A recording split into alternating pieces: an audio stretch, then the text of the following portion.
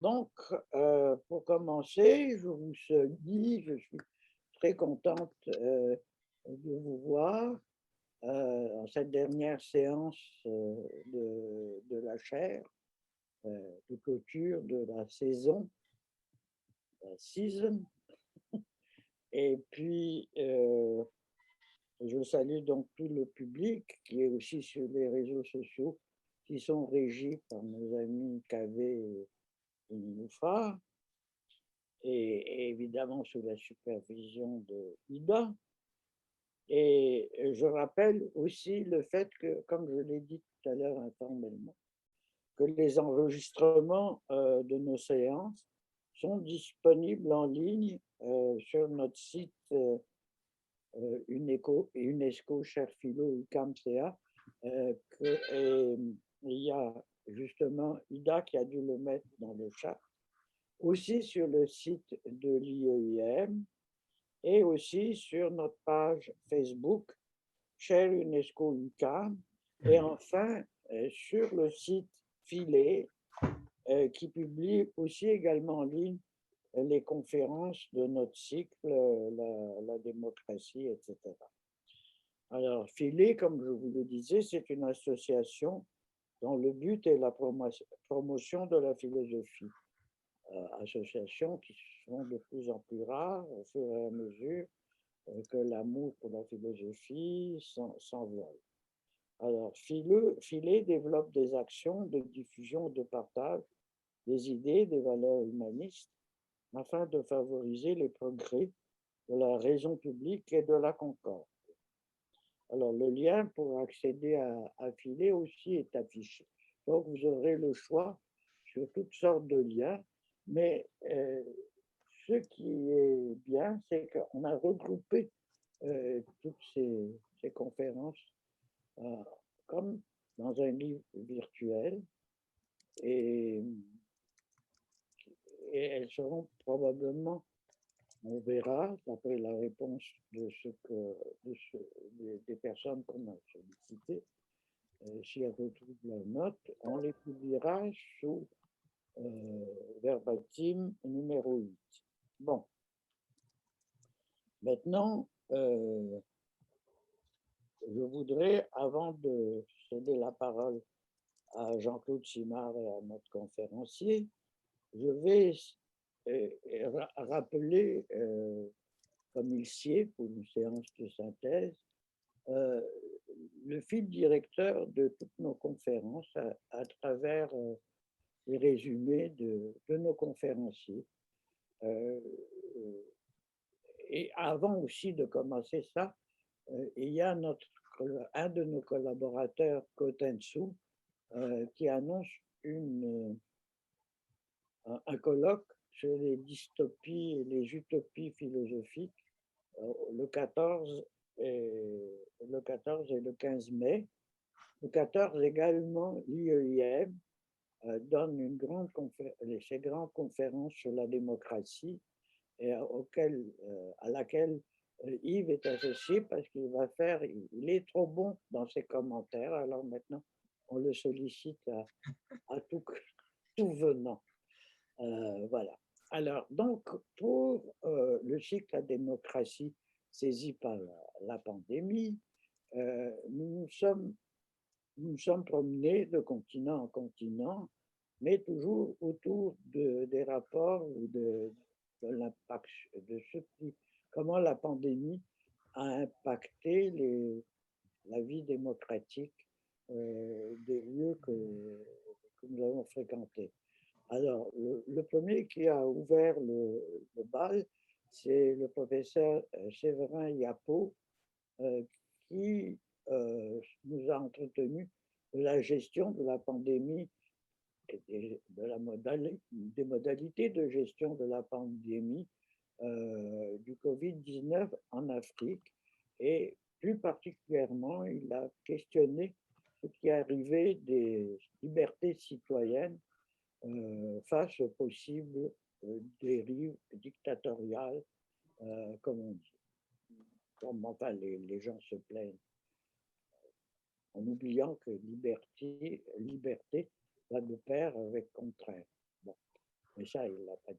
Puis, au niveau de la seconde conférence, c'est Marc Angenot, qui est spécialiste d'idéologie, qui s'est interrogé si la pandémie avait engendré une nouvelle idéologie.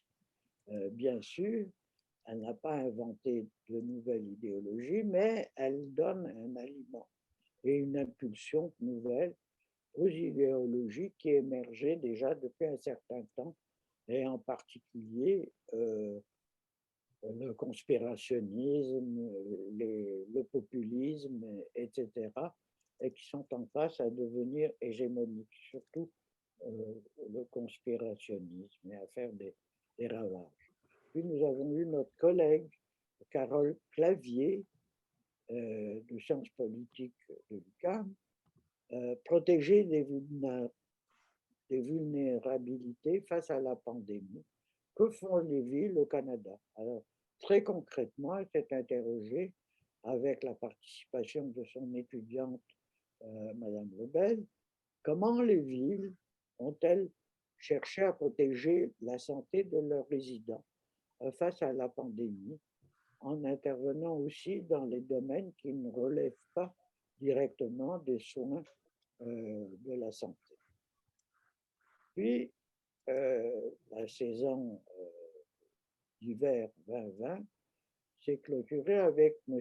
Jais, essayiste et enseignant à Sciences Po Paris, qui s'est posé la question, ou qui a traité de la question de quel avenir pour l'État-nation après la crise du Covid. Il essaye, parce que vous savez, ou comme il l'a montré, que les États-nations ont fait leur retour, même sous une forme imaginaire, au détriment, quelquefois, des mécanismes concrets de la démocratie et de la justice sociale. C'est pour ça qu'il s'est interrogé comment cette nouvelle forme d'État-nation pourrait être compatible avec la vitalité de la démocratie sociale. Notre chercheur en résidence, M. Lacour, a présenté son livre « La cacocratie ou la démocratie assassinée par le mensonge ». Vous vous rappellerez qu'il s'est interrogé, qu'il a dénoncé par le terme de cacocratie, il voulait rendre évident son propos, les mensonges qui entourent l'illusion, qui nourrissent l'illusion que nous vivons en démocratie, et il présentait une brochette de remèdes contre ça, comme la laïcité dans nos institutions, la lutte contre le dérèglement climatique et la mise en place du salaire universel. Et il me semble que c'est bien parti parce que ces trois exigences sont enclenchées par la plupart des gouvernements. Enfin, il me semble. Marie-Josée Lavallée, qui avait déjà paru à notre chaire, s'est interrogée à la lumière des écrits d'Adorno, de Marcuse et d'Horkheimer, comment la pandémie pouvait pas fraterniser, mais je veux dire comment elle agissait face à la démocratie, et s'il y avait des atteintes patentes à l'état de droit, à la surveillance, etc. En février, M. Chollet de l'Université de Lausanne, vous vous rappelez, a traité de la démocratie en état d'exception de façon très originale. Il essayait de montrer que d'établir une approche démocratique de l'état d'exception pour reconnaître et la nécessité de cet état d'exception et en même temps la menace l'état d'exception fait peser sur la démocratie. Alors, il est envisagé évidemment par la suite quelques-unes des conditions à respecter pour que cette menace ne se révèle pas fatale, tout en préservant cette idée d'exception. Monsieur Debrier, de l'Université de Namur, a vu la relation entre crise sanitaire et la crise du politique que nous vivons en ce moment et qui mine les conditions de la confiance que nous pourrions avoir dans la démocratie et surtout dans les représentants du politique. Alors, il proposait aussi que face à cette gestion de crise, une plus grande participation devait être citoyenne devait être encouragée dans l'élaboration des politiques. Et enfin, comme point d'ordre, nous avons eu Jean-Marc Narbonne de l'Université Laval qui nous a fait partager quelques-unes de ses réflexions et de sa nouvelle lecture de l'Antigone de Sophocle. Comment, en temps de crise, en temps de guerre, comme l'a vécu Antigone, quelles sont les règles applicables et qu'est-ce qui peut avoir force de loi? Alors, il a attiré l'attention, Narbonne, sur l'arrière-fond politique, sociale et culturelle qu'il ne faut pas négliger pour ne pas escamoter la question fondamentale qui a été soulevée par Sophocle, c'est-à-dire, et qui est cruciale encore pour nous, celle de la légitimité en politique. Et maintenant, nous allons avoir Omer Moussali, et je ne vais pas vous dire le fil, puisque vous l'avez dans le résumé, c'est qu'il va essayer surtout d'étudier la fécondité de la pensée gramscienne en l'appliquant à la nouvelle crise de l'hégémonie en politique. Voilà. Alors, j'ai fini mon tour d'horizon, mon tour de synthèse, et je passe la parole, je crois que c'est tout, et je passe la parole à notre ami le modérateur, le maître modérateur, Simard. Merci Josiane pour cet utile rappel, cette synthèse de l'année écoulée. Alors bonjour à tous et à toutes. Bienvenue à cette 10e et dernière séance de la saison 2020-2021. Alors la séance d'aujourd'hui est un petit peu spéciale pour ceux qui sont habitués de nous suivre. Elle va être un peu différente puisqu'elle va prendre la forme d'un forum plutôt que d'une discussion suite à une présentation. Alors, je vous expliquerai un petit peu le fonctionnement après la présentation de M. Moussali. Je vous présente d'abord M. Moussali. Alors, Omer Moussali a été chercheur postdoctoral auprès de la chaire UNESCO d'études des fondements philosophiques de la justice et de la société démocratique de l'UQAM. Il poursuit actuellement des activités de recherche auprès de la chaire.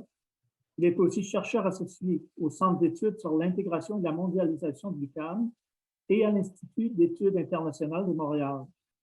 Il termine en ce moment un doctorat en philosophie à l'Université Laval, dans lequel il explore les sources antiques qui sous-tendent la pensée républicaine d'Algernon Sidney, un théoricien politique anglais du XVIIe siècle, de la Révolution, la deuxième révolution anglaise de la fin du XVIIe siècle.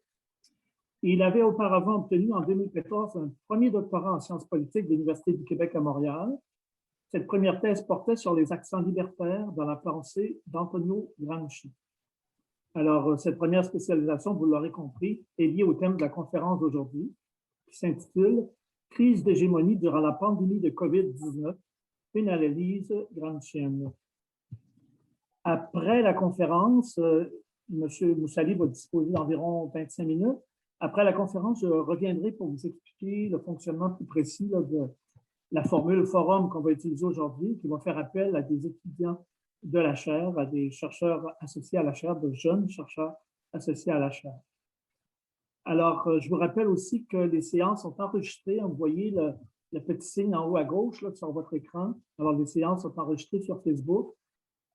Et donc, on peut toujours les réécouter lorsque la séance est terminée et qu'on veut y revenir, c'est toujours possible. Alors, je passe la parole à Omer et je reviendrai donc après sa présentation pour vous expliquer le fonctionnement exact là, de la formule forum. À toi, Omer. Merci. Merci Josiane, merci Jean-Claude pour tout ça, pour toutes les informations. J'aimerais ajouter, Ida, elle a mis sur le chat un lien pour un concours international là, en lien avec Gramsci et Alberto Cardosi, en mémoire de Alberto Cardosi, dont le livre dont on va en parler un petit peu aujourd'hui a été traduit en grande partie, encore une fois, grâce aux efforts collectifs, mais aux efforts de Mme Ayoub, entre autres. Donc, vous pourrez cliquer sur ce lien dans le chat. Je commence. Donc, avant d'aller plus loin, j'aimerais remercier la chaire UNESCO pour cette opportunité de pouvoir communiquer avec vous aujourd'hui. Et j'aimerais d'abord dire un grand merci à Mme Josiane Boulad-Ayoub, professeure émérite de philosophie, titulaire de la chaire, à qui je dois le fait de poursuivre mes recherches en philosophie politique actuellement. Je voudrais aussi remercier Yves Couture, co-titulaire de la chaire, ainsi que les membres de ce que nous nommons l'équipe de chercheurs juniors de la chaire, Ida, Kabé et Nilou. Je dois mentionner que chacun de ces chercheurs sont chevronnés dans leur domaine respectif et que j'ai bien hâte d'entendre leur communication, espérons-le, dans un avenir proche, possiblement dans des cycles à venir. Merci aussi au CIRFA, dont j'ai vu certaines personnes ici dans la séance, en particulier à Aziz Fall, au professeur Fall, pour avoir relayé l'information à propos de ma conférence, et finalement aussi au professeur Richard R. Wiener, du Rhode Island College, qui m'a aussi beaucoup soutenu et j'ai pu donner des conférences sur des thèmes similaires sur Gramsci à l'international. Donc, merci à lui aussi. J'encourage d'ailleurs tout le monde à visiter le site du CIRFA. Je mets le lien dans mon PowerPoint et à s'informer des activités offertes dans un esprit internationaliste. En effet, comme on va voir dans le cadre de ma présentation, on approche le 1er mai, date significative non seulement pour Gramsci, mais pour toutes les personnes progressistes à travers le monde, toutes ceux et celles qui luttent en ce moment pour un monde meilleur. Mais avant de poursuivre un peu plus dans le détail de ma présentation, j'aimerais vous donner quelques concepts, surtout le concept d'hégémonie. La meilleure façon d'expliquer ce concept-là serait d'offrir une courte définition de Gramsci lui-même, et qui reprend la fameuse image de la base et de la superstructure chez Marx, la base économique et la superstructure politique et idéologique, mais il complexifie un peu le modèle classique. Donc, je cite, « On peut dès maintenant établir deux grands étages superstructuraux, celui qu'on peut appeler l'étage de la société civile, c'est-à-dire l'ensemble des organismes dits vulgairement privés, et celui de la société politique ou État, qui correspondent l'un à la fonction d'hégémonie que le groupe dominant exerce sur la société, et l'autre à celle de la domination directe ou de commandement qui s'exprime dans l'État et dans le gouvernement juridique. Ces fonctions sont précisément des fonctions d'organisation et de connexion. Les intellectuels sont les commis du groupe dominant, destinés à remplir les fonctions de l'hégémonie sociale et du gouvernement politique, d'assurer le consentement spontané des grandes masses de la population à la direction imprimée à la vie sociale. » Donc, je ferme la citation ici, ça continue un peu plus loin. Je vais ouvrir le partage d'écran et je vais vous mettre... donc, j'espère que vous voyez tous. Donc, sa présentation. En gros, comme j'ai dit, je vais présenter quelques alternatives pour l'avenir des États-Unis et le reste du monde selon une lecture gramscienne, démontrer l'utilité de quelques concepts et, espérons-le, susciter un certain débat autour de ma présentation. Voici, je vous laisse quelques secondes pour regarder, c'est un peu la structure et je vais continuer de parler, évidemment, pendant ce temps-là. Nous avons maintenant tout ce que nous avons besoin pour comprendre le reste de l'exposé. Quelques dernières précisions. Je vais parfois faire allusion à des éléments contextuels entourant la vie et les écrits de Gramsci. J'ai tiré ces informations auprès de certains auteurs francophones qui se sont intéressés à cet auteur. Je voudrais ajouter que les grandes lignes des réflexions que je présente aujourd'hui ont été produites il y a plus d'1 an, donc bien avant la dernière élection présidentielle, dans le cadre d'un projet pour un chapitre de livre à venir. Tout comme Marx, Gramsci s'intéresse à la culture et à l'histoire de la France, mais aussi à celle des États-Unis, aux luttes de classe de ces deux pays. C'est assez, pas surprenant, mais on le voit chez ces deux auteurs, c'est quelque chose qui les rassemble. Comme André Tozel l'a noté, il y a pourtant un déficit de recherche dans le monde francophone sur la pensée de Gramsci, surtout comparativement au monde italien et anglo-saxon. Heureusement, Tozel a aussi remarqué que les travaux, par exemple, de Razmik Kucheyan et de d'autres chercheurs signalent un renouveau d'intérêt dans le marxisme de Gramsci et une utilisation plus fréquente de ces concepts dans l'analyse politique.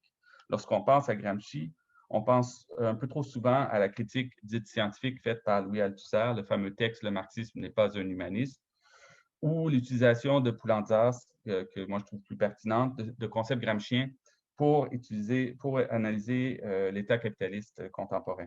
Mais on oublie parfois de reconnaître à leur juste valeur les contributions de la pensée gramscienne d'auteurs tels que Hugues Portelli, Jacques Tessier, Jean-Marc Piot de l'UQAM, Maria Antonietta Matteucci, Christine Bucci-Glucksmann, Razmik Kucheyan et André Tozel. Voilà ici, pour ceux qui voudraient le lire, la petite définition que j'ai présentée il y a quelques secondes. Pour ceux, ça résume les grands points de l'hégémonie d'après Gramsci. Inspiré par ma lecture de ces interprètes francophones de Gramsci, ma présentation sera consacrée à ce qu'on pourrait appeler une crise d'hégémonie aux États-Unis et à quelques alternatives possibles, dont l'une vient d'être éliminée, celle de la réélection de Donald Trump. Donc, la première alternative, je vais en parler rapidement. L'élection en 2016 de 2003 n'a fait qu'aggraver le clivage politique dans ce qui demeure une superpuissance politique et militaire. La direction politique que prendront les États-Unis pendant et après la pandémie aura nécessairement des conséquences majeures, non seulement aux États-Unis, mais à l'international. J'estime que nous sommes dans une période de transition qui pourra en gros se résoudre de trois manières. D'abord, l'avènement d'une direction politique réactionnaire aux États-Unis qui engendrerait plus de violence et d'instabilité à l'échelle internationale. Advenant une perte graduelle d'hégémonie au niveau économique, politique, idéologique, les États-Unis pourraient prendre un tournant nettement plus à droite, qui pourrait aller d'un retrait sur lui-même ou d'un interventionnisme plus accentué. Cela aurait probablement comme effet de renforcer le nationalisme étroit ailleurs et une montée possible des extrémistes face à ce tournant de l'hégémon américain. Une autre issue possible, celle-ci plus réformiste, semble se dessiner en ce moment. Elle serait caractérisée par un retour partiel de l'État-providence. Les sondages, d'ailleurs, avant la dernière élection américaine, annonçaient que la présidence irait au candidat démocrate. Le scénario réformiste ouvrirait la porte à certaines réformes limitées en vue de réduire les tensions politiques et raciales exacerbées, ainsi que des inégalités économiques, sans pour autant résoudre les contradictions fondamentales du capitalisme impérialiste américain. Pour plus de détails, je vous recommande de voir les vidéos de Richard D. Wolff ou de lire ses ouvrages sur ces questions-là, quand il parle de contradictions fondamentales et de superficielles, etc.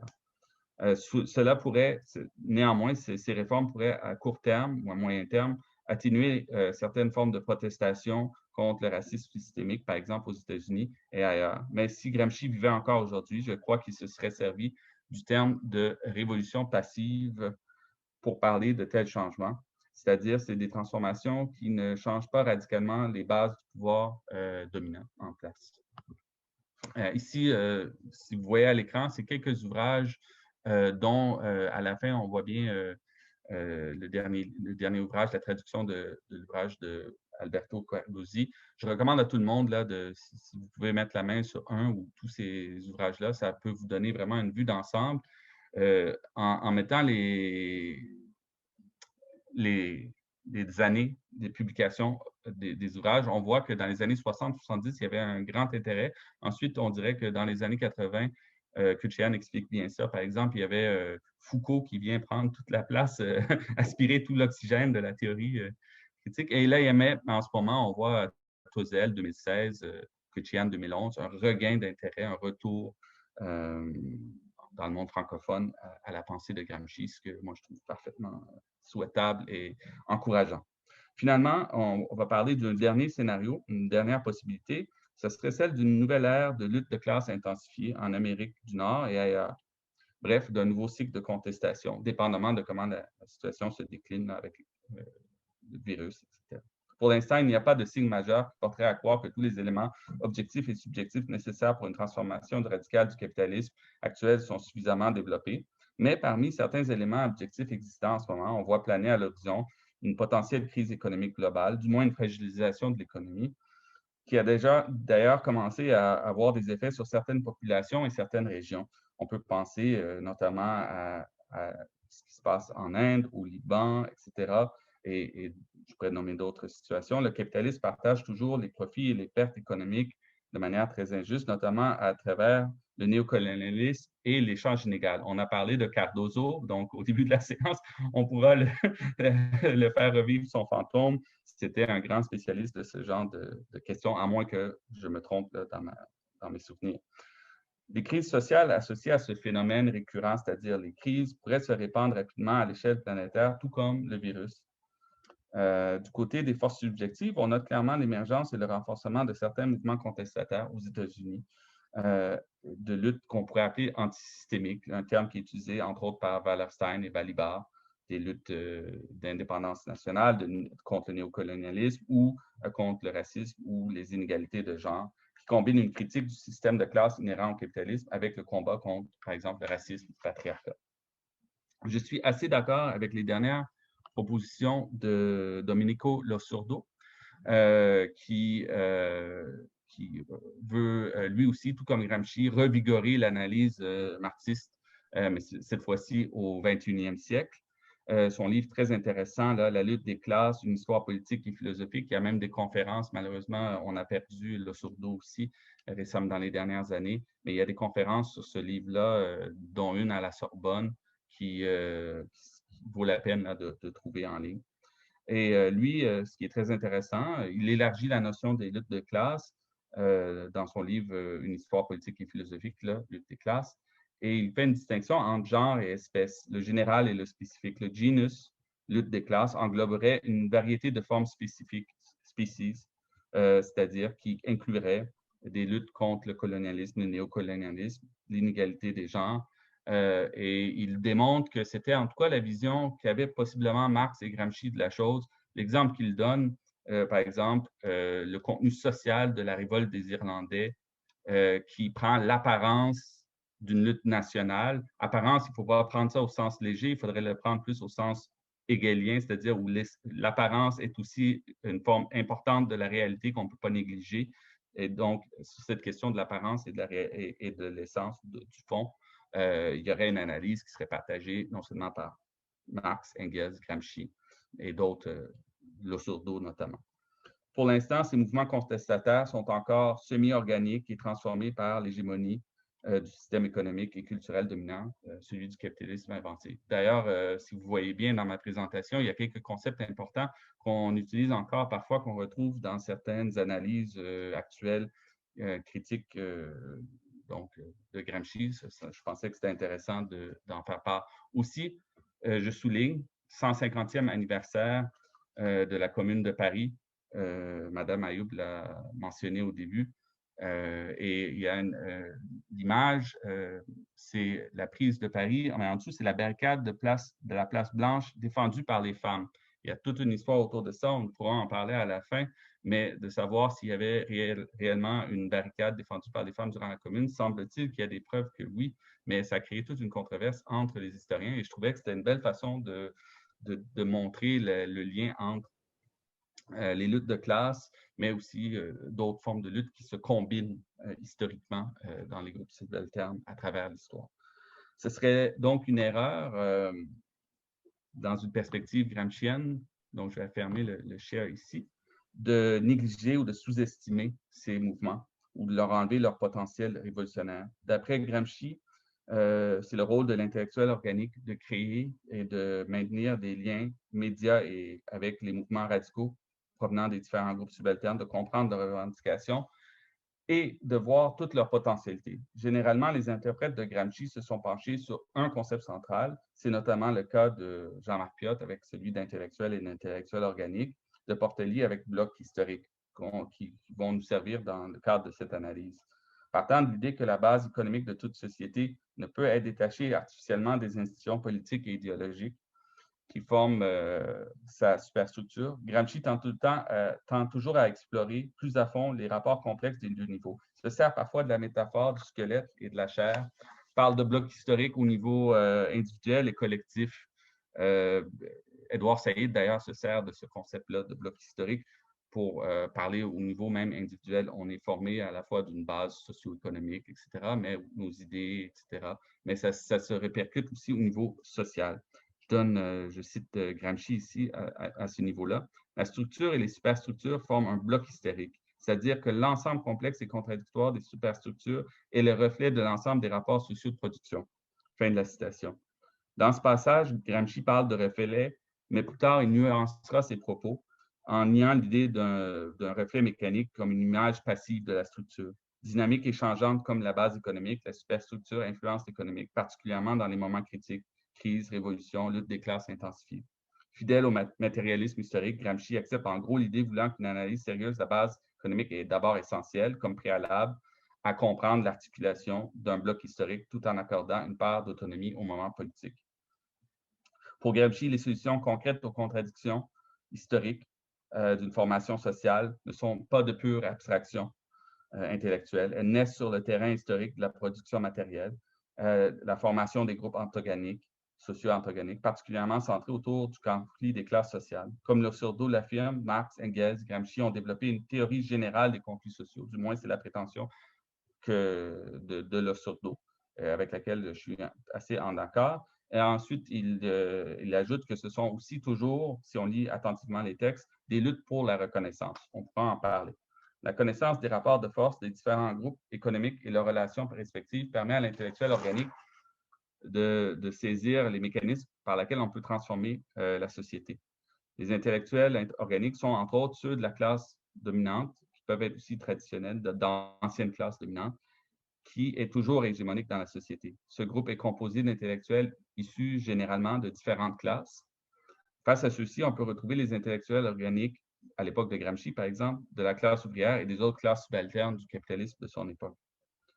C'est finalement, d'après Portelli, au niveau de la lutte superstructurelle, que les contradictions de la base économique peuvent se résoudre socialement et politiquement. Piot, par exemple, explique que l'homogénéisation de la conscience de classe passe par les différents niveaux de la superstructure qu'on a parlé au début, la société civile, la société politique. En ce qui concerne ce processus, Gramsci traite, par exemple, dans ses cahiers de prison, de longues phases historiques, comme la période qui s'étend de 1789 en France jusqu'à l'écrasement de la Commune de Paris en 1871.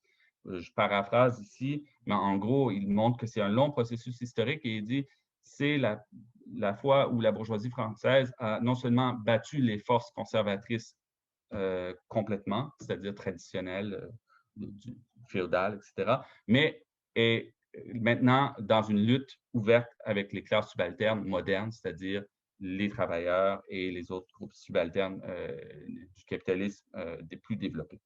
Au niveau épistémologique, Gramsci se positionne à la fois contre un courant qu'on pourrait qualifier de néo-idéaliste, qui voudrait donner, par exemple, une base kantienne ou néo-kantienne au marxisme, ou un courant, disons, plus matérialiste, mécaniciste, que Gramsci associe en tout cas parfois à Nicolai Boukharine.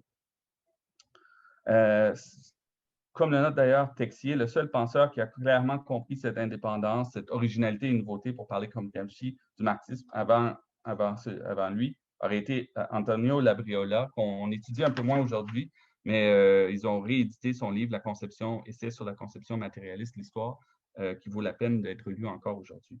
Non seulement dans cette vision-là, le marxisme devrait devenir une philosophie des subalternes sous la direction de la classe ouvrière, mais serait appelé à vider les réserves intellectuelles et morales des classes dominantes. Donc, venons-en un peu au moment présent.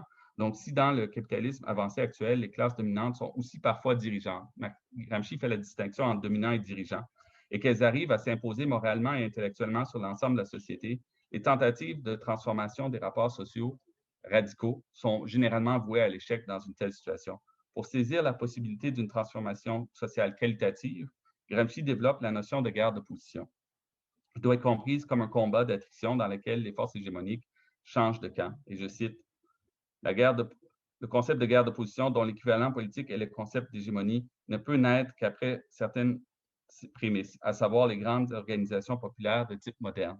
Fin de la citation. Gramsci parle régulièrement de tranchées, de fortifications, constituées par les partis, les classes, les mouvements sociaux, les institutions et les idéologies. Cette longue et difficile guerre d'opposition se poursuit aujourd'hui à travers différentes formes de lutte des classes, incluant des luttes contre le racisme, le patriarcat et l'impérialisme néocolonial, comme le précise justement Losurdo. La crise actuelle s'ouvre donc sur une diversité d'avenirs possibles, mais nous risquons d'abord de passer à travers ce qu'on pourrait appeler un no man's land, qui pourrait durer une bonne période de temps. Je cite la crise, ça c'est Gramsci, la crise consiste justement dans le fait que l'ancien meurt, que le nouveau ne veut pas naître. Pendant cet interrègne, on observe les phénomènes morbides les plus variés. Donc, malheureusement, nous sommes en train d'en observer à plusieurs égards. Nous avons l'embarras du choix devant une variété de problèmes, mais je vais me concentrer sur ce qu'on peut appeler maintenant officiellement le meurtre de George Floyd aux États-Unis et son arrestation lors de son arrestation policière. À noter que les officiers de police ont été arrêtés assez tard et accusés de meurtre au second degré par la suite. Maintenant, le résultat final du procès sera lourd de conséquences. Un jugement de culpabilité vient d'ailleurs d'être prononcé contre l'accusé principal. Reste à voir, au-delà de cette situation particulière, si une réforme significative des forces policières et répressives et du système carcéral aura réellement lieu dans les prochaines années aux États-Unis. N'oublions pas que ces systèmes policiers et carcéraux sont liés à un vaste complexe militaro-industriel fort profitable à certains acteurs économiques américains. Une autre alternative envisagée est celle d'une tentative réformiste de, entre guillemets, sauver le capitalisme américain. L'espoir résiderait pour les réformistes modérés dans une alliance entre les forces centristes du Parti démocrate américain et une partie de la gauche radicale. Donc, la formation d'un concept important chez Gramsci, d'un nouveau bloc historique réformiste aux États-Unis. Sanders était parfois pressenti comme le leader de cette tendance. Il combinait un certain intellectualisme de gauche avec une volonté populiste de rapprocher les États-Unis de certaines politiques réformistes telles qu'on peut les retrouver dans des pays sociaux-démocrates en Europe. Après le retrait de Sanders, les progressistes américains n'avaient à peu près pas d'autre choix que de se rallier à Biden. La formation d'une alliance durable avec certains groupes de gauche plus radicaux semble alors moins réaliste. Ce n'est pourtant pas impossible que Biden puisse unifier quelques éléments de la gauche, surtout réformiste américaine. Néanmoins, Biden est en bonne partie un candidat de l'establishment de Washington au service de financiers milliardaires, le fameux 1%, et ne pourra pas facilement, selon moi, envisager une réforme significative majeure des institutions politiques et économiques américaines. Le rapport de force entre classes sociales en ce moment ne laisse pas envisager un nouveau New Deal, disons-le comme ça. Des réformes partielles sont possibles et la paix sociale pourrait possiblement être établie à court terme. Mais les contradictions fondamentales d'un empire en déclin demeureront et iront probablement en s'empirant. Comme le note d'ailleurs Kuchian, à propos de cette situation, il cite un Italien qui a été influencé par Gramsci, Arrighi. Ce dernier offre une analyse gramscienne de l'hégémonie américaine dans le contexte de l'économie monde. En gros, pour Arrighi, la financiarisation excessive d'une économie mondiale hégémonique est le grand signe de son déclin global. Les États-Unis demeurent dominants militairement, mais ils ont perdent progressivement leur hégémonie à d'autres niveaux. Arrighi ouvre aussi la porte à l'apparition d'une hégémonie chinoise au cours du 21e siècle, développement historique possible qui semble causer beaucoup d'anxiété à certains intellectuels libéraux et conservateurs en Occident. Il nous reste à examiner une dernière possibilité, ce serait celle de périodes de révolte et même de révolution qui ne serait pas nécessairement à exclure. La troisième alternative portera sur la consolidation des forces contestataires antisémitiques en plusieurs endroits de la planète. Ayant commencé à sentir les affres de la pandémie, une crise économique risque de s'aggraver si le capitalisme global néolibéral ne revient pas rapidement à la soi-disant normale. Les protestations contre la brutalité policière ont, entre autres, forcé quelques politiciens à tenter de réformer l'appareil de répression américain. Les deux étages de la superstructure sont donc mobilisés à cette fin. L'État intégral, c'est-à-dire les massives institutions bureaucratiques modernes qui s'immiscent dans tous les pores de la société, a réagi lentement et insuffisamment pour satisfaire une bonne partie de la population américaine. Cela pourrait être le cas éventuellement aussi en Europe, au Moyen-Orient, dans certaines régions de l'Asie. La détérioration des conditions de vie, conditions économiques, matérielles, sociales à l'échelle globale, risque de provoquer une situation de conflits sociaux, un équilibre de forces instable, comme dirait Gramsci, non seulement aux États-Unis, mais ailleurs. Cette tendance, si elle s'accentue, pourrait ouvrir la porte à l'idée que la révolution redevienne une option plus raisonnable. Souvent, nous admirons les révolutions qui ont réussi à travers l'histoire, mais nous sommes craintifs d'en souhaiter de nouvelles pour notre propre époque. Biden, en remportant la présidence, est perçu par plusieurs éléments radicaux du camp démocrate, une partie de la gauche américaine, comme un prix de consolation. Les insatisfaits du capitalisme américain continueront donc à s'immobiliser. Les réformes que tenterait d'imposer ou de réaliser Biden auront certainement un relent de révolution passive. Donc, je donne une définition, je cite Gramsci. On accentuerait ainsi la socialisation et la coopération de la production sans toucher ou en se limitant seulement à régler et à contrôler l'appropriation individuelle et de groupes du profit. Fin de citation. Possiblement, Biden n'ira pas même aussi loin que ça avec ses réformes, voir par exemple au début de son mandat le bombardement de la Syrie, la réaction de Wall Street du 1% à l'augmentation de l'imposition des gains en capitaux ou le refus de discuter au Congrès ou au Sénat d'un système de santé universel, d'un salaire minimum pour les travailleurs américains. On peut penser notamment au mouvement Force the Vote, dont on pourra parler peut-être à la fin. Dans le cadre d'une réforme minimale du système politique américain, Gramsci souligne l'importance du rôle de la législatif et de la législation dans la transformation de l'économie. Quant à la lutte contre la discrimination systémique qui affecte les minorités ethniques, les femmes et les membres des différentes communautés marginalisées, Gramsci était convaincu qu'aucune réforme morale et intellectuelle pour s'attaquer à ce genre de problème ne pouvait se passer d'un changement dans l'infrastructure économique. Et je cite, « La réforme intellectuelle et morale est toujours liée à un programme de réforme économique. On peut même dire que le programme de réforme économique est le moyen concret de présenter toute réforme intellectuelle et morale. » Fin de la citation. Les classes dominantes d'aujourd'hui sont, d'après ma compréhension très limitée du moment présent, structurellement incapables, du moins aux États-Unis, d'après mon analyse, d'apporter une réforme sociale à l'échelle demandée pour réduire significativement les inégalités, non seulement dans le cadre national, mais aussi à l'échelle globale. C'est d'ailleurs aussi l'avis du professeur d'économie Richard D. Wolff, auteur de The Sickness is the System ou de Chris Hedges dans son livre America, The Farewell Tour.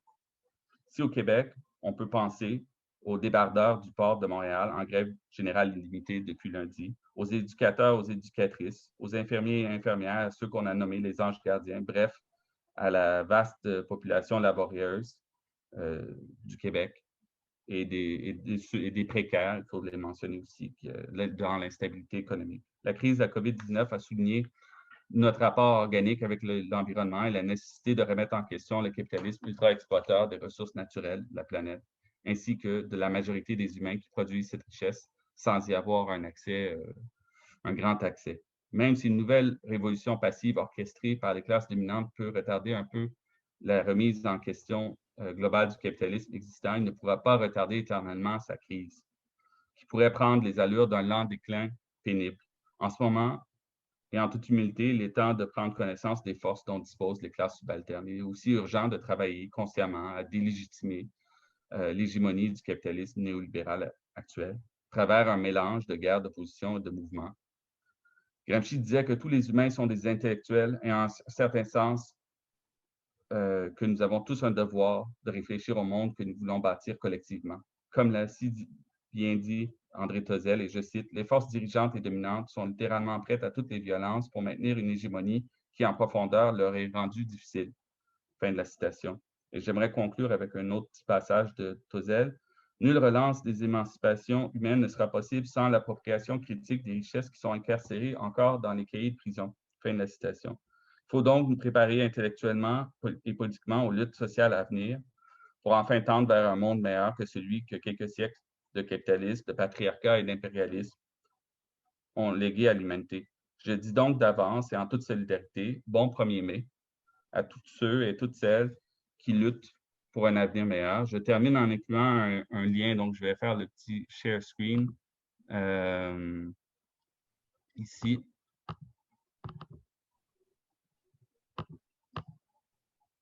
Avec le dernier.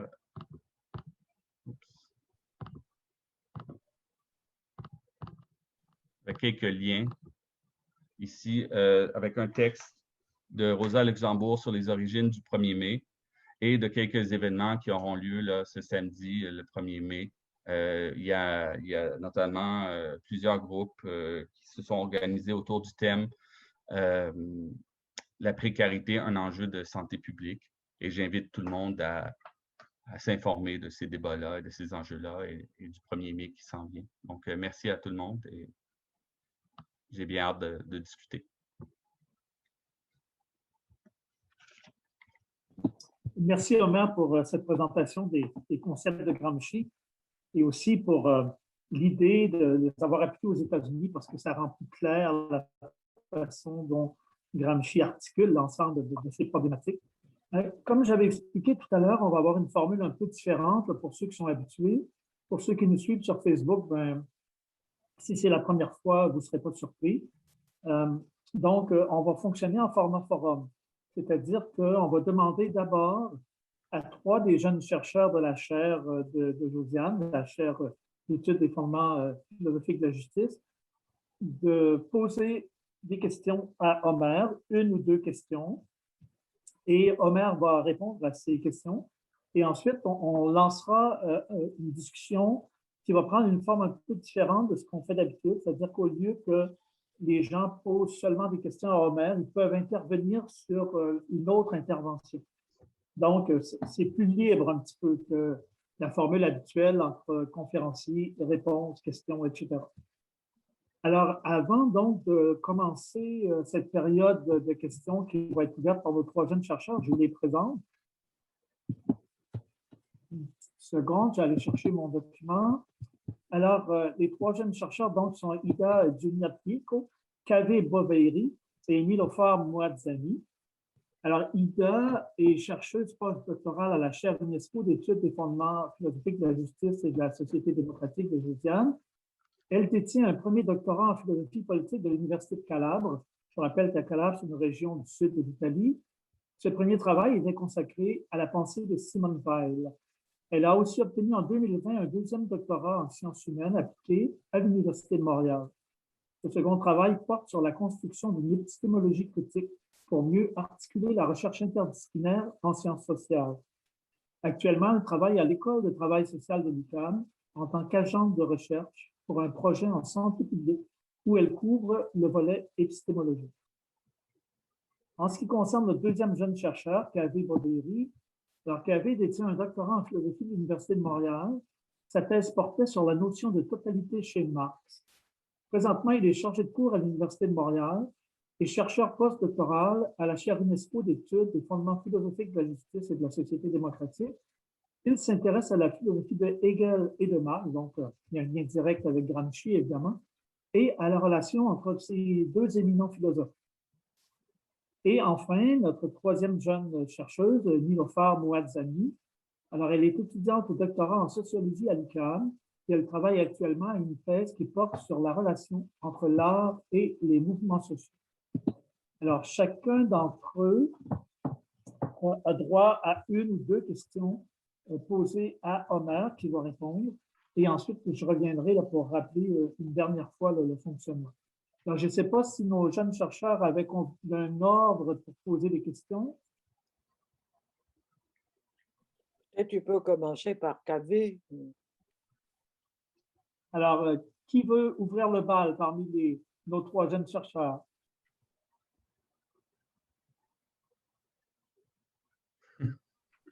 Bon. Kaveh, vas-y. Vas-y, Ida, s'il te plaît. Ok. Je vais commencer alors. D'accord. Vas-y, Ida. D'accord. Merci Jean-Claude. Merci Omer pour cette belle présentation. C'était très riche en fait en termes de contenu. Donc tout d'abord, donc je te félicite pour cet exposé. Ma question, ça va être vraiment comme par rapport au rôle de l'intellectuel organique aujourd'hui.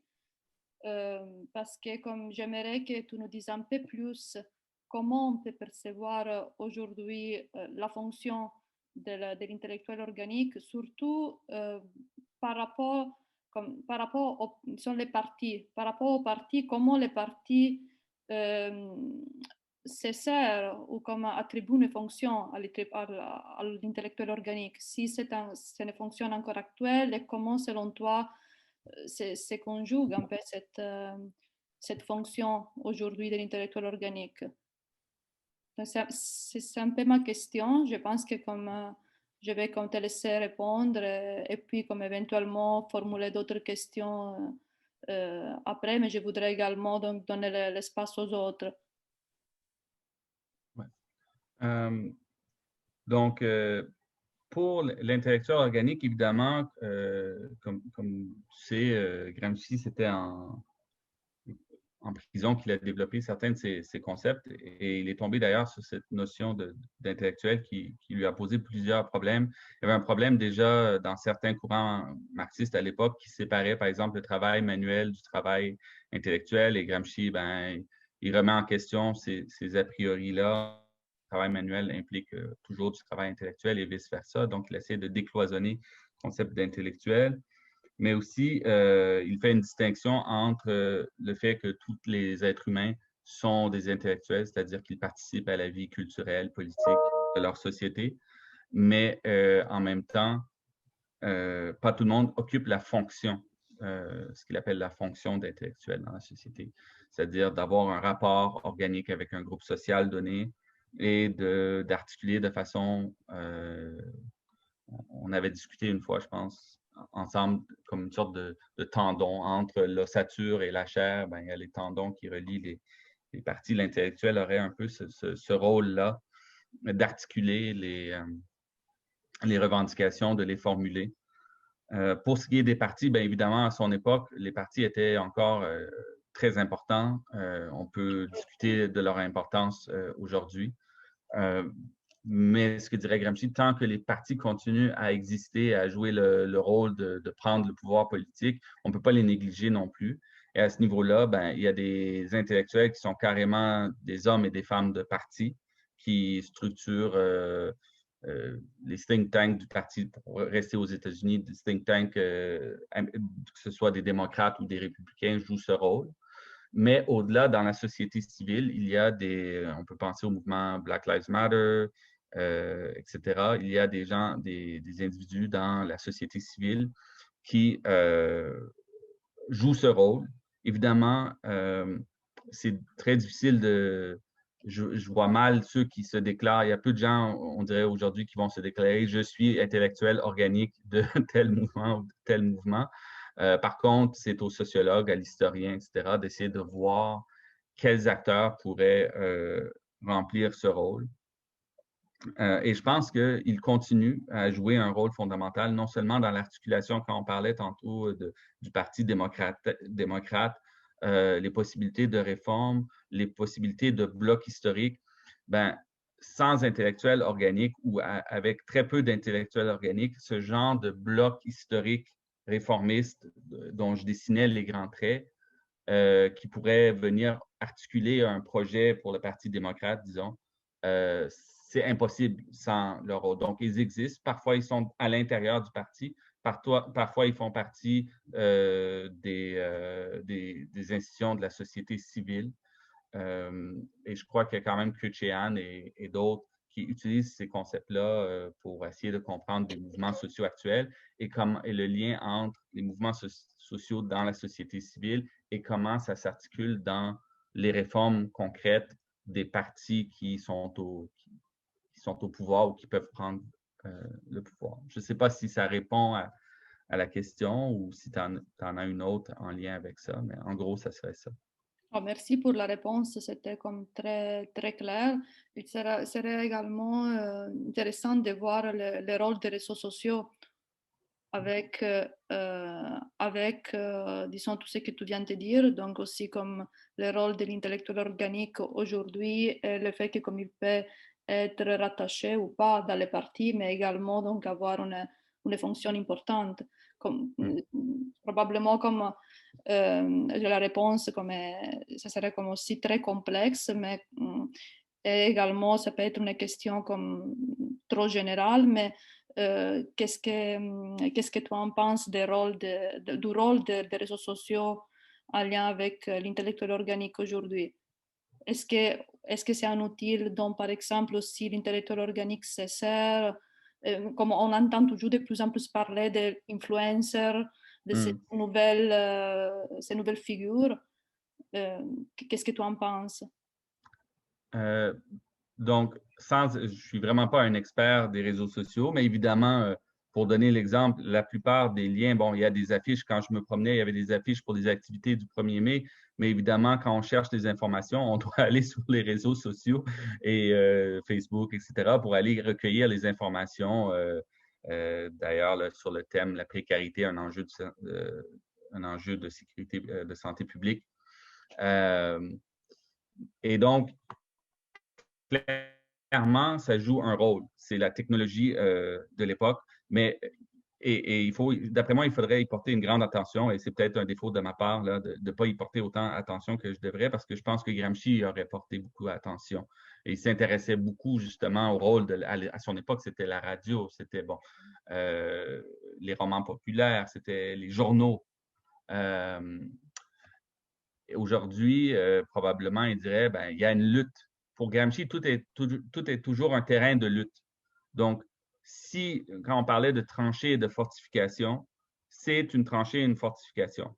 Si on ne l'occupe pas, ça sera les classes dominantes et pour rester dirigeantes, c'est sûr que c'est des groupes et on le voit, ils financent des groupes, ils financent des mouvements sur les réseaux sociaux, etc.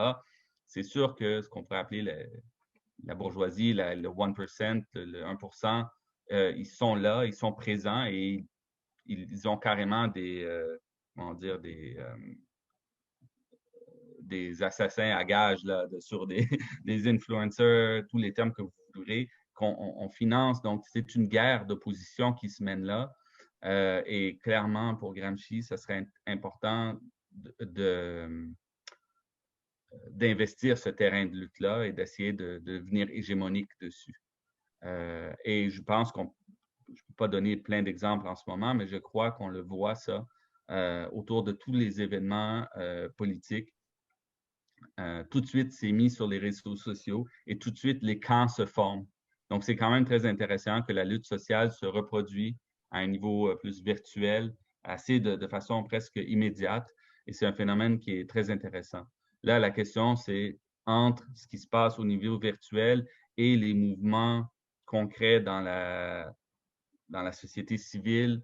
C'est quoi moi, ce que j'ai beaucoup lu, c'est que il y a une grande, c'est très facile d'aller intervenir sur les réseaux sociaux, mais ensuite d'être impliqué organiquement dans un mouvement pour un changement social, de se déplacer, de militer, de donner du temps et de l'énergie à quelque chose, plutôt que de cliquer sur un like ou de partager de l'information qui n'est pas insignifiant, parce que ça peut avoir un effet domino, là, ce genre de geste. C'est là que je suis moins certain entre l'impact de l'apparence, au niveau de l'apparence, 1 million de personnes ont appuyé virtuellement telle cause et dans la réalité, il y a une petite minorité de gens qui sont vraiment impliqués de façon au jour le jour dans des mouvements. Ça je pense qu'il y a un écart à explorer. Merci beaucoup. Merci, Omer. Merci. Donc, on entendrait maintenant les questions de KV de Niloufar. Oui, alors, je suis prête. Oui, vas-y, Niloufar. Vas-y, on t'écoute. Merci. Avant tout, merci pour ta présentation. Je le trouvais très intéressant. Merci beaucoup, Omer. J'ai une question, ou bien plus une clarification. Dans ta présentation, tu as parlé de la relation entre la révolution passive et actualité. Est-ce que tu peux clarifier des critères de cette passivité d'un mouvement social en une révolution? Est-ce que tu peux seulement... Oui, en tout cas, je peux contextualiser un peu, je peux donner des exemples. Gramsci pensait que la modernisation de l'Italie, par exemple, ça passait souvent par des révolutions passives. Il utilise aussi un concept qui est assez difficile à cerner parfois, le transformisme. Donc, pour lui, c'est souvent des réformes qui ne changent pas radicalement la base socio-économique du pouvoir, c'est-à-dire c'est des changements suffisants pour que le groupe dominant reste en place sans remettre en question ses fondements plus plus concret, plus historique, son pouvoir de classe, et tandis que des mouvements, donc une révolution qui ne serait pas passive, ça irait plus jusqu'au bout. Et c'est là, je disais, aux États-Unis et en France, Gramsci s'intéressait, comme Marx d'ailleurs, aux luttes très intenses du 19e siècle en France, par exemple, et au début du 20e siècle, où semble avoir toujours des forces qu'il appelle, et ça, c'est pas juste lui, c'est toute une tradition marxiste, qu'on associe au jacobinisme. Il appelait ça des forces jacobines ou nationales populaires qui poussent le combat jusqu'à un changement qualitatif. C'est-à-dire qu'en France, ben, par des assauts répétés, on finit par faire complètement soumettre le pouvoir de la noblesse, par exemple, et à asseoir de façon solide une hégémonie bourgeoise claire et nette. Je pense que ce genre de comparaison, métaphore avec l'ère actuelle, je pense qu'elle est encore très pertinente. C'est-à-dire, évidemment, c'est plus facile à voir lorsqu'on entre dans une période révolutionnaire, potentiellement révolutionnaire. On peut voir comment ça se résout. Chrétien, dans un chapitre d'un livre récent qui a été publié, là, un livre collectif sur Gramsci,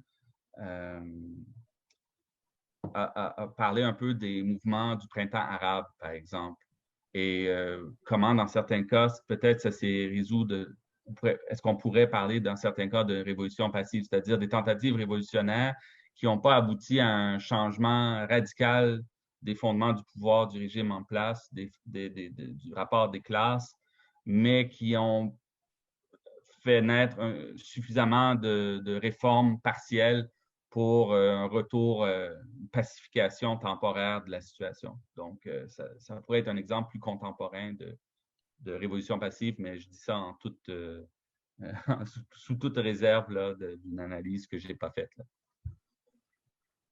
Merci beaucoup. Merci, Omer. Donc, Kaveh, ce serait à toi de poser ta ou tes deux questions. Merci beaucoup. Merci, Jean-Claude, pour cette belle et généreuse présentation de nous trois. Et merci beaucoup, cher Omer, pour cette présentation très touchante. Après ta présentation, on se trouve obligé à participer à la manif de 1er mai. Hein. Oui, en toute sécurité, évidemment. Et en faisant... Merci infiniment, c'était très, très intéressant, très touchante ta présentation, mais c'était difficile parce que tu as créé un pont entre les volets conceptuels, les aspects conceptuels et la réalité, ce qui est difficile et plusieurs d'entre nous évitent ça parce que nous préférons notre nuage philosophique et conceptuel, argumentatif. Mais toi, tu as créé un lien qui est intéressant, mais c'était difficile aussi. Ta présentation avait deux volets. Un volet, c'est plutôt philosophique, et un volet, c'est plutôt sociopolitique, si tu veux. Et j'ai deux questions. Chaque question est liée à un de ces volets.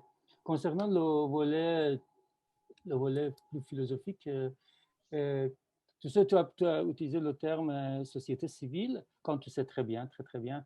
Marx utilise ce terme comme une période transitoire et qu'il faut être dépassé à travers une révolution, à travers un changement inévitablement.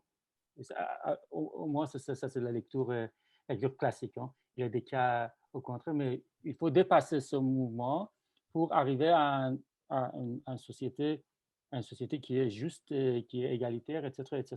Mais comment tu vois la lecture de Gramsci à cet égard? Est-ce que Gramsci voit une rupture avec ce point de vue ou est-ce que ce qu'il fait est plutôt un développement de ce concept, quand tu as dit, en donnant une relecture de superstructure et infrastructure? Ça, c'est la première question. Deuxième question est plutôt liée à notre actualité. Ça, c'est lié au concept de l'hégémonie. Hein. En voyant les réformes de Biden, et qui ne sont pas négligeables, il ne faut pas négliger qu'il y a des réformes, Biden n'est pas Trump. Hein.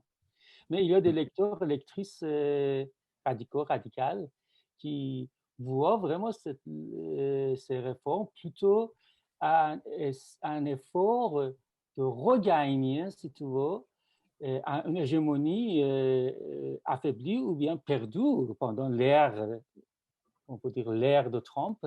Donc maintenant, les États-Unis ont besoin de gagner, regagner la même hégémonie et toutes ces réformes, la majorité de ces réformes sont vues par ces lecteurs, ces lectrices comme un outil pour un outillage pour, pour ce volet-là, regagner l'hégémonie politico-économique dans le monde entier. Merci encore une fois de ta présentation très touchante. Ouais. Ben, merci Kavé, et merci à Ida et merci à Niloufar là, pour vos questions. Là, je voulais vous remercier avant d'oublier. Pour la question par rapport à la société civile, merci Kavé. D'abord pour le langage, j'aimerais rappeler une anecdote d'André Tezel. Il a dit, malheureusement, Gramsci est encore sous-estimé dans les départements de philosophie, par exemple. Pas toujours, là, pas par tous les professeurs, mais n'a pas toujours ses lettres de noblesse. Il dit quelque chose parce que justement, il utilise un langage qui, surtout dans les cahiers de prison, qui passe du philosophique aux traits réels, historiques, politiques. Et donc, des fois, par nos déformations professionnelles respectives, on a de la misère à suivre un peu le propos et ça nous choque. Mais Gramsci va dire que, au contraire, c'est justement, c'est le nouveau, ça fait partie du nouveau langage philosophique du marxisme. Notre défaut, c'est notre avantage. Notre, notre façon de oser le manifeste. Moi, je trouve que le manifeste du Parti communiste est un texte d'une très grande valeur philosophique, mais ce n'est pas écrit d'une façon qui n'est pas un traité de philosophie, clairement. Mais il y a une richesse philosophique dans le texte. Donc, pour revenir à la question de la société civile, le débat n'est pas clos autour de Gramsci, de cette notion-là. Il y a un fameux débat qui avait été ouvert par Norberto Bobbio, qui a été très dénoncé par Le Surdo et André Tezel et tout ça, qui situe la société civile purement au niveau de la superstructure. Et d'ailleurs, certains textes, dont celui que j'ai cité, situent la société civile non pas à la base économique, mais au niveau, un des niveaux de la superstructure. C'est compliqué chez Gramsci parce que selon le texte qu'on lit dans les cahiers de prison, on peut arriver à différentes conclusions.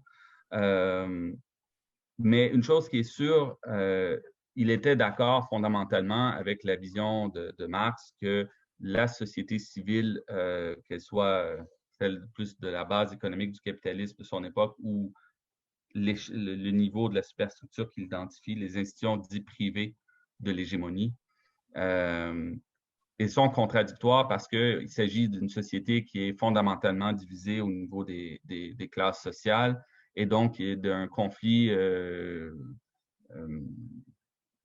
disons, qui va toujours être récurrent. Et Marx parlait de la préhistoire de l'humanité. Des fois, il utilisait cette expression pour cette société civile hautement divisée. Et pour la société humanisée là, dont tu parlais, Gramsci a un concept pour ça, la société réglée ou régulée, regolata, ou je ne sais pas le terme exactement, qui serait justement le passage, le fameux passage là, du capitalisme au socialisme vers quelque chose qui irait vers quelque chose qui ressemblerait à une société organiquement plus harmonieuse que l'est la société capitaliste. Mais au-delà de ça, évidemment, chez Marx et chez Gramsci, on n'esquisse que les grandes lignes de cet avenir possible d'un au-delà du capitalisme. Il y a quelques remarques dans la critique du programme de Gotha que je pense qui ont inspiré Gramsci aussi. Et donc, chez Gramsci, on retrouve ce conflit-là, mais c'est pas, on dirait qu'il s'intéresse plus à la période conflictuel. Gramsci, c'est un penseur qui aime penser les conflits du capitalisme de son époque, mais il ne renie pas, il parle de dépassement tendanciel de la société civile divisée, d'horizon à long terme. Quelque part, Gramsci avait dit quelque chose, Marx ouvre une époque historique, intellectuelle et historique qui pourra prendre peut-être plus qu'un millénaire à se réaliser, là. Donc, dépendamment de comment on veut voir les processus historiques et comment les transitions d'une forme d'économie à une autre, le changement, par exemple, du féodalisme au capitalisme, n'était pas nécessairement évident aux acteurs historiques au moment où ils étaient en plein dedans. C'est nous, modernes, qu'on peut regarder en arrière et dire « Ah oui, voilà une victoire pour la bourgeoisie, voilà donc on peut retracer les étapes. » Mais quand on est dedans, c'est difficile de voir où est-ce qu'on est rendu dans ce processus-là. Évidemment, Marx et Gramsci croient qu'on est dans un processus et que le capitalisme n'est pas éternel. Je ne sais pas si ça répond à la question. Oui, parfaitement. Merci beaucoup. Bon, merci, Omer. Alors, comme j'ai dit tout à l'heure, on va maintenant passer à la dernière partie de la séance, le forum proprement dit. Le fonctionnement est très, très ouvert, hein, c'est-à-dire que vous pouvez intervenir et poser une question au conférencier, comme c'est la tradition. Vous pouvez rebondir sur une des interventions qui a été faite déjà par un des 3 jeunes chercheurs. Vous pouvez faire une réflexion, pas trop longue quand même, sur un ou l'autre des éléments de la présentation. Alors, c'est très, très ouvert. Alors, la seule chose qu'on vous demande, n'oubliez pas, s'il vous plaît, évidemment, d'ouvrir votre micro et aussi d'ouvrir votre caméra pour une question de politesse lorsqu'on voit quelle est la personne qui intervient. Alors voilà, donc c'est prêt. Ceux qui veulent intervenir, vous êtes libres. Alors, qui veut casser la glace? Je veux bien poser une question. Vas-y, Marc. Oui. Merci, Omer. Moi, tout ce qui apparaît au communisme, je suis assez sympathique, mais j'ai quand même une réflexion, pas une réflexion personnelle là-dessus, parce que j'enseigne Hans Jonas.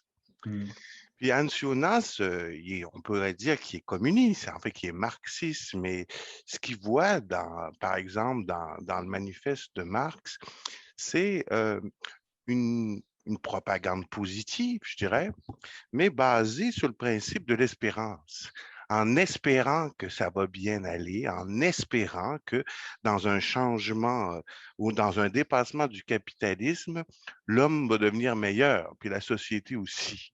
Puis d'après lui, c'est une erreur. D'après lui, puis il a écrit ça, je me réfère au principe responsabilité, je pense que c'est autour de 1984, là, en pleine guerre froide, où il dit « Le marxisme a une chance s'il devient global. Il n'y a pas vraiment de sens au niveau national. Il nécessiterait quelque chose comme une expropriation de la terre. » Puis il fait appel lui fait une critique de la technique à travers ça, en démontrant que la technique humaine est capable maintenant de transformer les conditions de vie. Puis que c'est sur cette urgence-là, puis on pourrait dire que la pandémie aujourd'hui, là, elle nous apprend ça, qu'on vit tous sur la même planète, ainsi que les changements climatiques, ce ne sont pas là, est-ce qu'on peut voir des signes d'une possibilité ou d'un marxisme possible qui s'appuie plus sur une espérance d'un monde meilleur, mais sur une nécessité vitale pour l'espèce humaine sur Terre. Donc, je ne sais pas si je suis un peu décousu là, mais entre marxisme national, la difficulté de réaliser le marxisme au niveau national, puis la porte ouverte, je dirais qu'on est en train de vivre sur un marxisme global. Comment tu réagirais là-dessus? Et puis, comment, après toi, Gramsci réagirait à la critique de Jonas? Merci beaucoup pour la question. Je connais l'auteur, mais je ne l'ai pas lu. Je l'ai lu, mais vraiment superficiellement, donc je vais faire très attention à ce que je vais dire. Merci pour la question. Effectivement, je n'ai pas tous les détails de sa lecture du 20e siècle. Je peux juste mentionner que, évidemment, je comprends l'idée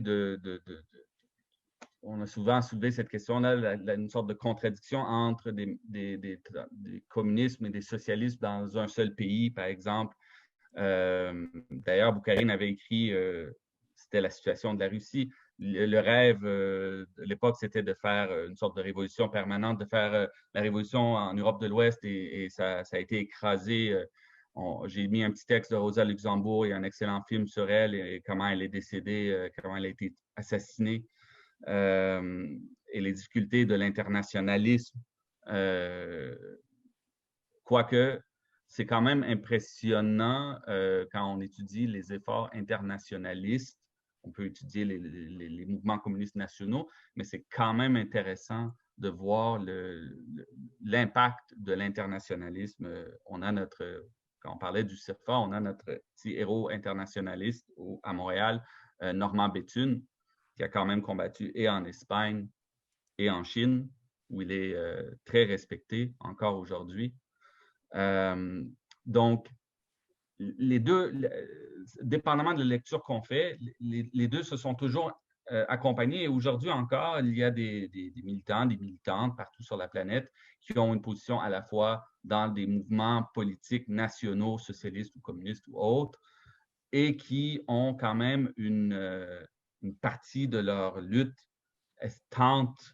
c'est une tentative de s'élever à l'échelle internationale. Donc, on peut dire en quelque sorte, Jonas a raison de dire que oui, ça prend un effort international et internationaliste. D'ailleurs, d'où le terme la première internationale. Donc, il y avait toujours cette visée-là qui dépassait les horizons nationaux. Évidemment, comme je disais plus tôt, c'est très difficile lorsqu'on est historiquement, le Surdo essaie de le faire, lorsqu'on est dedans, dans ces processus-là, de saisir qu'est-ce qui s'est passé au juste. Parce que certaines lectures, la plupart des gens à gauche à qui je parle, on est plutôt pessimiste en ce moment.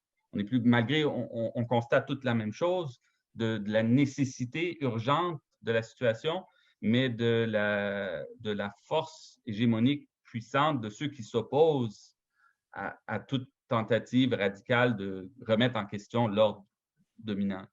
C'est vraiment parfois inquiétant. Donc, il n'y a pas de solution facile. Je pense que le 20e siècle a montré des gains incroyables. Le Surdo fait ressortir certains gains qu'ont apporté les mouvements socialistes et communistes à travers le monde au niveau du progrès matériel, au niveau de l'élimination de la pauvreté, au niveau de l'alphabétisation dans certaines nations, etc., l'éducation. Le Surdo rappelle d'ailleurs un autre philosophe dont on parle moins, mais Hayek, mais on parle beaucoup. Hayek qui disait que les droits sociaux et économiques étaient une invention des méchants communistes internationaux. Mais le Surdo dit, il n'y a pas tout à fait tort. Il n'y a pas tout à fait tort. Ce sont ces luttes-là qui ont mis sur l'agenda de l'histoire universelle humaine. Et ces enjeux, d'ailleurs, je crois qu'il y avait le fameux, on parlait des conspirationnistes, non conspirationnistes, les fameux 19 objectifs ou 20 objectifs des Nations unies, là, eau potable, éducation, etc. Bon, ben, selon moi, ce genre de combat-là va continuer et il y aura nécessairement un volet national où on est encore pris c'est encore l'horizon historique pour l'instant, ça demeure l'État-nation, semble-t-il encore, pour un certain temps, mais ça n'élimine pas la possibilité de mouvements transnationaux, de solidarité et de combats communs pour des objectifs communs. Mais dans la pratique, je suis sûr que Jonas apporte des critiques très importantes. En ce qui concerne le changement individuel, moi, j'ai toujours beaucoup de difficultés avec ça parce que peut-être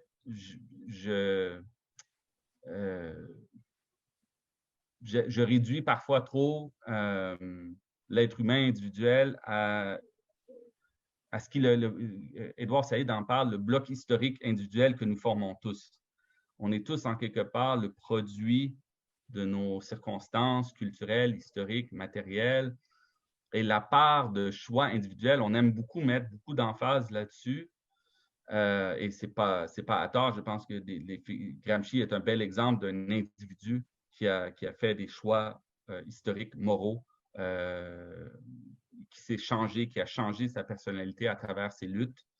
Faut rappeler, on n'en parle pas souvent, mais Gramsci était affecté, c'était un monsieur assez petit, qui était malade, qui avait beaucoup de difficultés de santé, et pourtant, par la force de la volonté, par l'espoir qu'il avait, a pu changer sa personnalité pour devenir un leader d'un mouvement. Donc, je ne suis pas nécessairement contre l'idée que les grandes transformations sociales auxquelles on rêve passent aussi par une certaine, et je pense que c'est Mme Ayoub qui m'avait corrigé là-dessus l'autre jour, passe aussi par une certaine transformation individuelle, de la conscience individuelle dans nos vies personnelles. Merci. Merci, Omer. Alors, j'ai Yves Couture qui a signalé son intention de poser une question. Je vous rappelle que vous avez deux façons de poser une question. Soit vous levez la petite main là, qui est l'icône disponible pour ce genre de choses. Comme on n'est pas nombreux, je vais pouvoir les suivre assez facilement. Ou vous pouvez signaler votre intention dans le chat. Alors, il y a deux façons de me signaler que vous voulez intervenir. Alors, Yves, voici, la parole est à toi. N'oublie pas d'actionner ta caméra, s'il te plaît, qu'on voit ton lac. Mon lac, merci. Merci. Mais pas individuel. Excusez-moi, le téléphone sonne, ça va me prendre 2 secondes. Allô? Je suis en conférence, je vais te rappeler. OK, bye. Désolé. Oui, donc j'avais 2 questions ou 2 interventions. Omer, en t'écoutant, je suis toujours frappé quand j'entends parler de Gramsci, de voir à quel point on pourrait le traduire, non pas dans une autre langue que l'italien, mais le traduire dans la pensée de type machiavélienne réaliste. Et c'est souvent fait en relations internationales. C'est très intéressant de voir comment évoluent les rapports hégémoniques, y compris sur le plan des rapports entre États, la Chine, les États-Unis, etc. Et les outils gramsciens sont très raffinés, intéressants, mais ça n'a plus grand-chose à voir avec l'espoir d'un dépassement du capitalisme. C'est au contraire, on s'installe dans la tradition réaliste machiavélienne et j'aimerais t'entendre sur ces usages réalistes de Gramsci, peut-être sur le plan historique et actuel, parce que Gramsci, souvent, me paraît plus mobilisé dans les analyses réalistes que dans une perspective pleinement marxiste aujourd'hui. Et ma deuxième question prolonge celle de Marc tout à l'heure. Tu as surtout répondu à la première partie de l'intervention de Marc sur le cadre national ou international, l'individu ou pas l'individu. Mais ce qui me semblait la pointe la plus intéressante dans l'intervention de Marc, qui faisait référence à Hans Jonas, c'était l'idée du principe espérance. Si on traduit ça en termes nietzschéens, c'était l'idée d'une lutte qui relève d'un ressentiment contre l'ordre établi. Mais pour Jonas, le principe actif d'une révolte possible contre le capitalisme n'est plus tellement l'espérance de son dépassement, mais la peur, la crainte de ses effets destructeurs sur le monde. Et on a l'impression que ce qui est mobilisateur, notamment en Occident, mais c'est peut-être parce que l'Occident est en position hégémonique, c'est bien plus désormais cette peur des effets totaux sur l'humanité que peut produire l'économie productiviste capitaliste qu'un mouvement ouvrier, qu'il soit occidental, mondial, etc. Alors, en un sens, Jonas signale que l'angle de critique du capitalisme est peut-être en train de changer largement, en tout cas. Ce n'est plus l'espoir d'une classe ouvrière. Tu as évoqué les dockers de Montréal. J'ai entendu à la radio qu'ils gagnent quand même en moyenne 120 000 $ par année.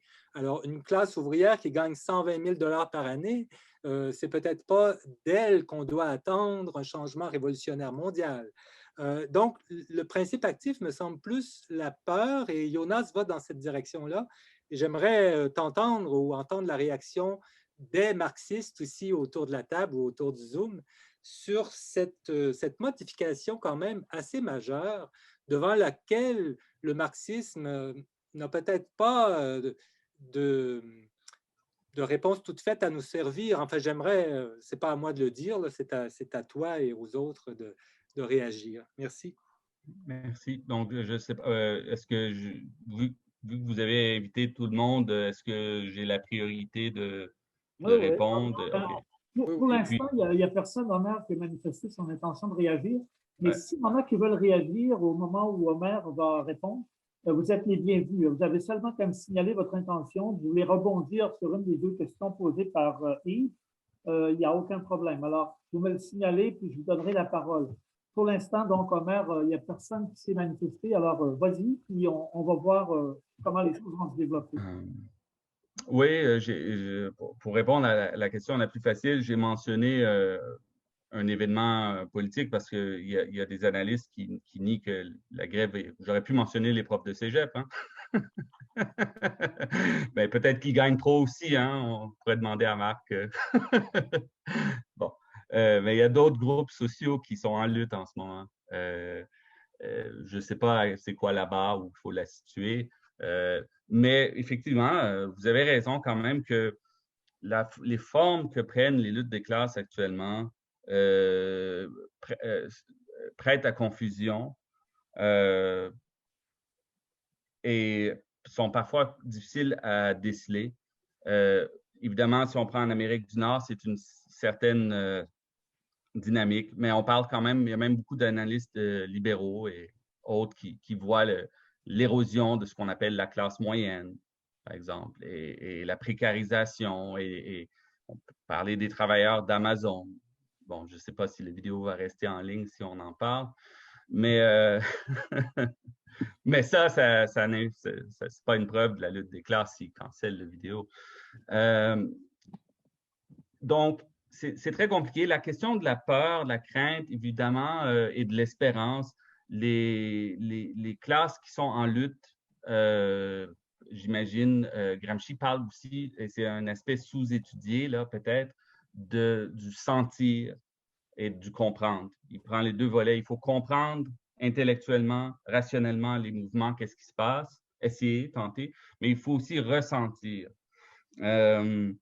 J'imagine que la bourgeoisie française, dans sa lutte pour l'hégémonie, a passé par des phases d'espérance, de peur, de colère, donc tous les sentiments, les émotions. On a eu le cycle sur les émotions, donc les insatisfaits ou insatisfaites, si je peux utiliser ça comme du capitalisme,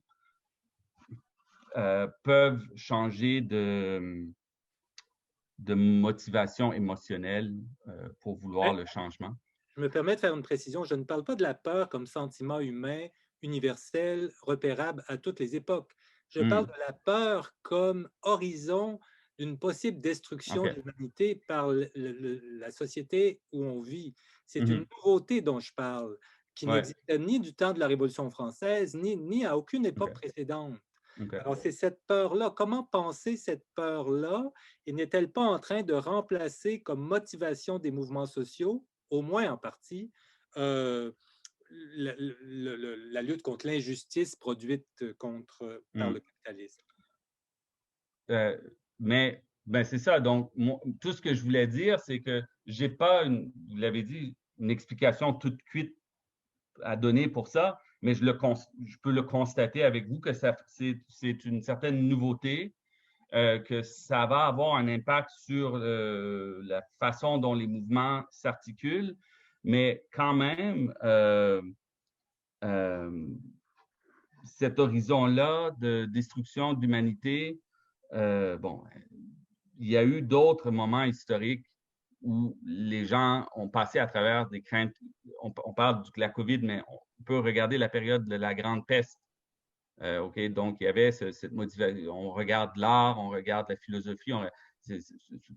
Bon, évidemment, le résultat n'a pas été la fin de l'humanité. Au contraire, ça a été une renaissance incroyable. Donc, je ne veux pas trop me prononcer là-dessus dans le sens où j'admets que ça fait partie de la réalité et que ça fait partie des mécanismes par lesquels les luttes peuvent avancer. Et si on voulait être très machiavélique, ben, il faut se servir de cette arme-là parmi les armes possibles pour faire avancer les combats. Si on veut être très réaliste, on parlait de réalisme au début, ben OK, si on constate une peur, comment mobiliser cette peur? Je ne sais pas si je veux être si machiavélique que ça, là.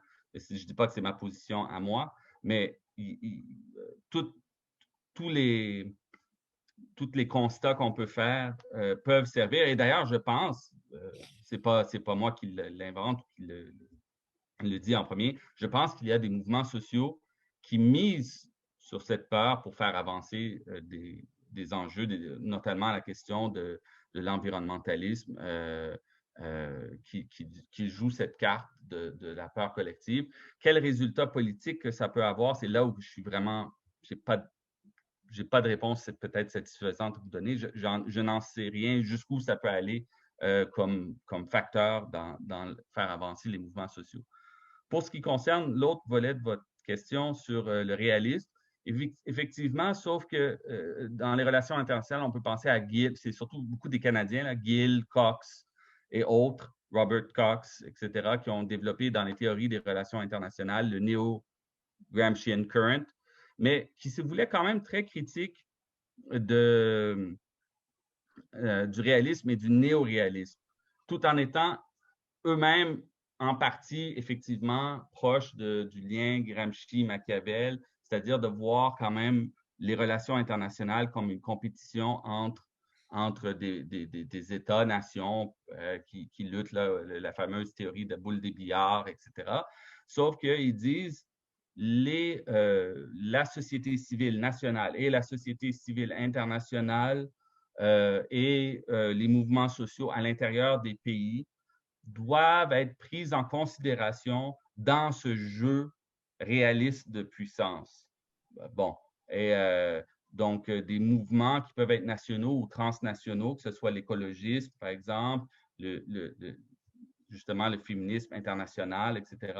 Différents pays sont structurés différemment et ça peut avoir un impact sur la façon dont, au niveau des relations, ça peut modifier tendanciellement les rapports internationaux qui ne sont pas réduits à simplement, tous les pays sont potentiellement les ennemis les uns des autres et c'est un jeu de quel billard va frapper tel autre, etc. Donc, ils ont quand même fait une critique de l'épistémologie réaliste. En ce qui concerne Gramsci et Machiavel, ça, pour moi, c'est encore plus intéressant parce que clairement, Gramsci s'inspire de Machiavel pour comprendre les rapports de pouvoir dans une société, pour comprendre les forces en présence, pour comprendre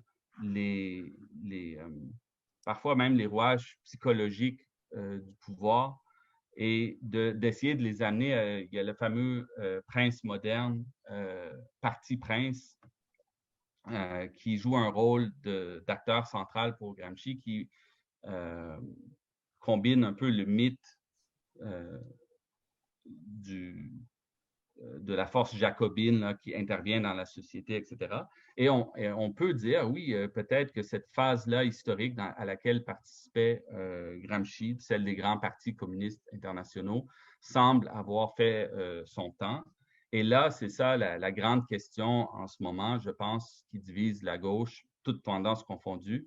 Quelles seraient les formulations pour un renouveau? Est-ce que ça passe par un parti? Est-ce que ça passe par les mouvements sociaux? Est-ce que ça passe par les réseaux sociaux? Est-ce que ça passe par toutes ces choses-là en même temps?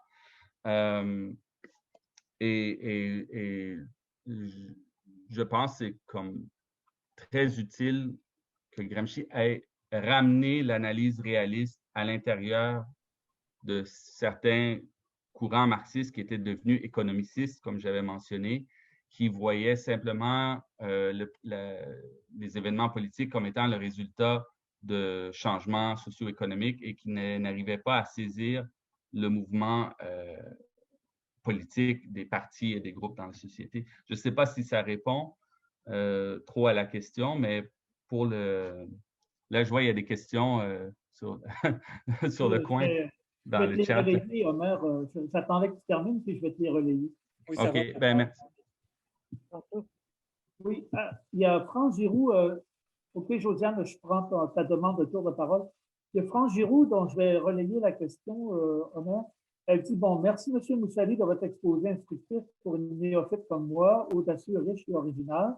En réaction aux échanges précédents avec les participants, il y a des mouvements qui, de nos jours, ne sont pas effectifs dans l'espace de la nation. La conférence de David Jaïs en parlait, il citait aussi Hayek et ses articles des années 30, plus intéressants que l'incursion de ce néolibéral dans le droit. Selon vous, quelle serait la voie à prendre et quelle nouvelle forme institutionnelle serait à créer pour demain? Ça, c'est la première question.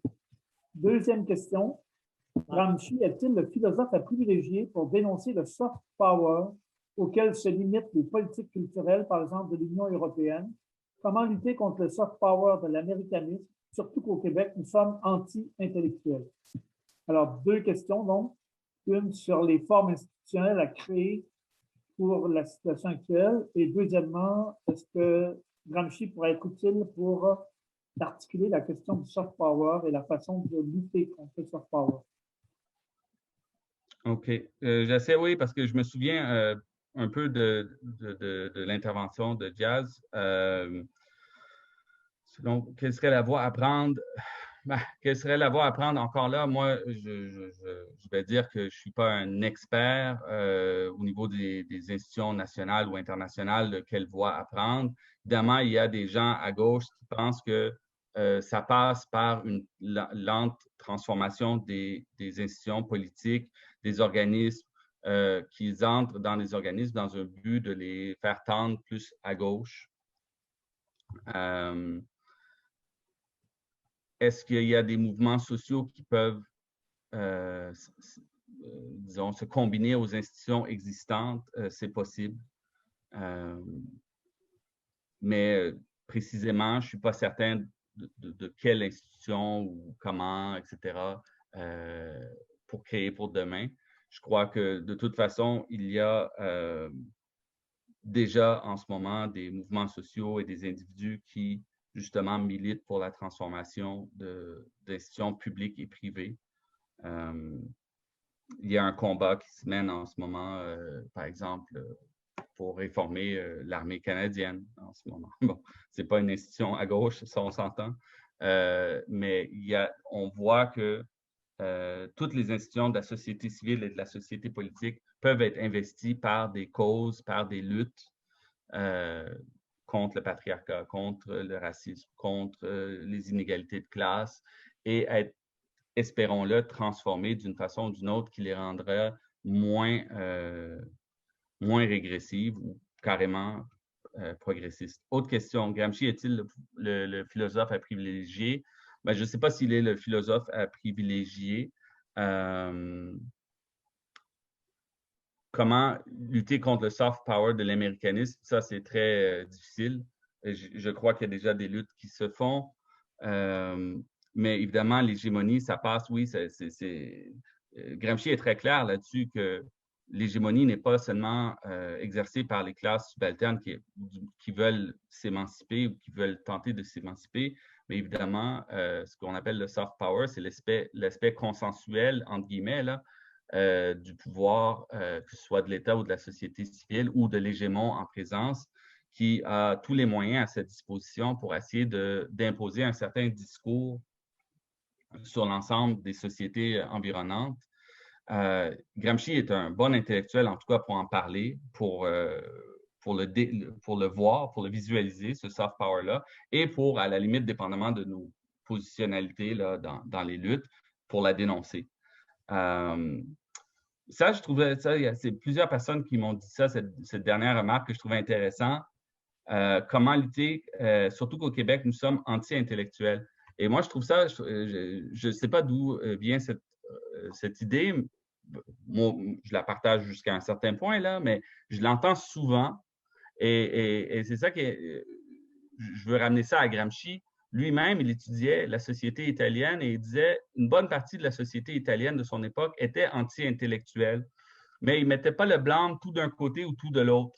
Il mettait le blâme un peu des deux côtés. D'un côté, certains intellectuels avaient une opinion si piètre et si mauvaise de la population ordinaire, justement de ceux que Gramsci de façon critique va appeler les subalternes, etc., mais dans une optique critique, il va dire l'attitude des classes intellectuelles hégémoniques en Italie était vraiment très mauvaise des gens ordinaires. Donc, ils sont en partie eux-mêmes responsables de la piètre opinion des intellectuels partagés par la population globale. Et je n'ai pas fait ma recherche là-dessus, mais des fois, je me demande est-ce qu'il n'y a pas un peu de ce même phénomène qui se répète au Québec, c'est-à-dire qu'il y a clairement une relation qui a été endommagée. Il y a quelque chose qui s'est passé entre ceux qu'on appelle les intellectuels au Québec et une bonne partie de la population. Et je me demande à quel point ça vient d'une tradition historique propre au Québec ou à quel point c'est le produit d'une attitude de certains groupes intellectuels face à leur propre population. Donc, c'est un débat que d'autres sont beaucoup mieux équipés à saisir. Mais Gramsci, son but à lui, c'était justement d'élever le niveau intellectuel de tout le monde dans la société italienne et de faire participer le plus de gens à la vie intellectuelle italienne et d'essayer de briser ce dédain réciproque entre les classes populaires et les intellectuels, d'essayer de créer des intellectuels organiques qui pourraient, des classes subalternes italiennes, qui pourraient redorer le blason, si on veut, des intellectuels dans la société italienne. Donc, je ne sais pas si ça répond à la question ou pas. Merci, Omer. On approche là, de la fin de la séance. Il est déjà passé un petit peu 4h moins quart. Donc, on va peut-être prendre l'intervention de Josiane, peut-être une autre après s'il y en a une dernière. Je rappelle que vous n'êtes pas obligé d'adopter le format traditionnel de questions à notre conférencier. Vous pouvez rebondir sur une intervention antérieure ou développer vous-même une remarque ou un commentaire. Alors, Josiane, je te donne la parole. Merci. Vous voulez intervenir, je crois. Merci, cher ami. Mais justement, moi, je voudrais rebondir à la fois sur les questions, enfin, sur les réflexions de Marc et de Yves. Je me demande jusqu'à quel point, bon, étant donné qu'on a balayé de toute façon aujourd'hui l'optique millénariste de Marx et du marxisme, qui est à la racine de ce contre-coup avec le principe d'espérance. Et on a peur de quoi finalement, comme disait Yves, on a peur de la déliquescence, de l'effondrement, de ce à quoi, pourquoi on luttait jusqu'à présent, enfin à peu près, je durcis sa position. Alors moi je me demande si de nos jours, comme on ne peut pas s'opposer à ce raz de marée qui démolit tout, décolonisation, des gens généralisés, enfin, comment on dit le genre, des spécialisations, droit des animaux, j'en passe, tout ce qui est devenu monnaie courante, qui sont au cœur des lustres de nous. Alors je me demande si nous ne devrions pas prolonger l'espérance marxiste, pas l'espérance, je veux dire l'optimisme marxiste devant tous ces facteurs de destruction. Au contraire, mettre de l'eau à la roue, mettre de l'eau au moulin, nous enfoncer à encourager toutes ces luttes anti-femmes, anti-noirs, anti-blancs, anti tout ce que vous voulez. Et comme ça, on arrive à tout détruire et on peut, à ce moment, tout recommencer. Au lieu de dire faisons du passé table rase, on dira faisons du présent table rase. Voilà. OK. Donc, merci, Madame Ayoub. Le dernier bout, j'étais juste pas sûr de vous suivre sur l'idée de est-ce qu'une stratégie pour les gens à gauche, qu'ils soient marxistes ou non, ce serait pas d'encourager les mouvements régressifs pour. Oui, C'est une très bonne. Ça, c'est très réaliste. Ça, c'est très réaliste. et comme Ça a j'ai été. dit, je résume, faisons du présent table rase. Et on pourra enfin parler sans être embarrassé de dire il ou elle ou toutes ces questions. Bon, pour ça, je vais pas, j'ai pas de réponse là, ultime à ces questions très épineuses, mais je comprends. Il y a des nouveaux préjugés, quoi. Mais je peux dire que ça a été une position qui a été réfléchie par des penseurs marxistes à d'autres époques de crise, parce que effectivement, je comprends un peu plus maintenant. J'étais mal équipé pour répondre à la question de Yves. Je crois que j'étais un peu peut-être pas prêt pour y répondre dans ma réflexion. Mais je vois évidemment la nouveauté de la crainte en termes de fin de. On parle de comment on dit ça là, de capitolocène, etc. Ou de la fin de l'humanité, donc comme un nouveau horizon de peur globale qui nourrit les luttes. Et effectivement, il y a eu des moments dans l'histoire où on prônait dans les mouvements communistes et autres, pas qu'ils le prônaient directement, mais le plus qu'on approche de la catastrophe, le plus que le moment révolutionnaire va s'approcher. Donc, c'était une sorte de stratégie qui n'était pas arrêtons d'essayer de sauver les meubles, arrêtons d'essayer de réformer ici et là. Et Gramsci réfléchissait à tout ça et c'était très compliqué. Il essayait dans ses cahiers de prison de voir qu'est-ce qui va arriver. Il prévoyait que le régime fasciste n'allait pas durer. Est-ce qu'il fallait ensuite tout de suite préparer un moment révolutionnaire après la catastrophe qu'il voyait venir pour l'Italie, ou fallait-il proposer une réforme douce qui amènerait une transition progressive vers le socialisme? Je pense qu'il y a des gens qui pensent sérieusement en ces termes-là, en termes catastrophiques, c'est-à-dire que la meilleure chose qui pourrait arriver, ce serait justement que en tout cas, disons que le capitalisme va s'occuper de créer ses propres fossoyeurs et laissons la destruction passer et nous n'avons pas peur des ruines, etc.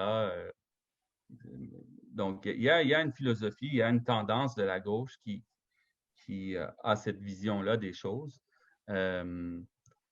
Je ne sais pas si c'est une stratégie ou pas, mais clairement, il y a des gens qui adoptent cette vision des choses de pire que ça va aller, mieux ça va être pour raviver les luttes sociales. Et plus la crainte sera accentuée, plus les gens vont vouloir être mobilisés. Mais encore là, ce qui va arriver, on ne peut pas le savoir. On peut juste participer aux luttes qu'on croit être positives pour certains progrès sociaux dans certains domaines et espérer que ça fasse boule de neige, etc. Mais c'est peut-être l'autre option qui est là, celle que vous avez présentée. Non, c'est juste paradoxal, c'est un aveu d'impuissance, mais quand même, il y a des luttes, il y a une lutte qui peut unifier un facteur d'unité, c'est la lutte contre le climat, enfin pas contre le climat, je veux dire contre les changements climatiques. Par exemple, tout le monde peut être d'accord là-dessus, qu'on soit de gauche ou de droite. Ben, ça a été plutôt difficile au Parti conservateur, semble-t-il, à la dernière. Ils ont encore pas reconnu la réalité.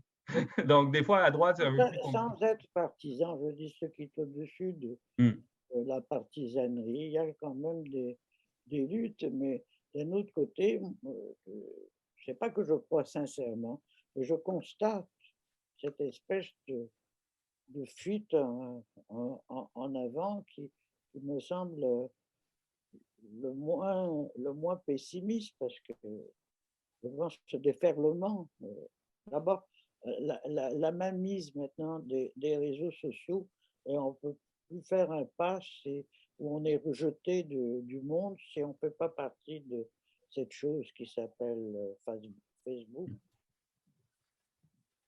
par exemple. Oui, non, il y a plein de phénomènes comme ça. Enfin, je crois que malgré tout, au millénarisme de Marx, il rejoint un peu ce que disait Kant finalement pour la guerre. Il faut faire comme si.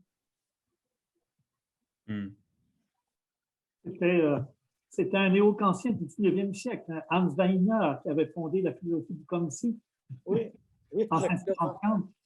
Mais écoutez, je n'ai pas d'autres personnes qui ont demandé l'intervention, alors je pense qu'on peut clore la séance là-dessus.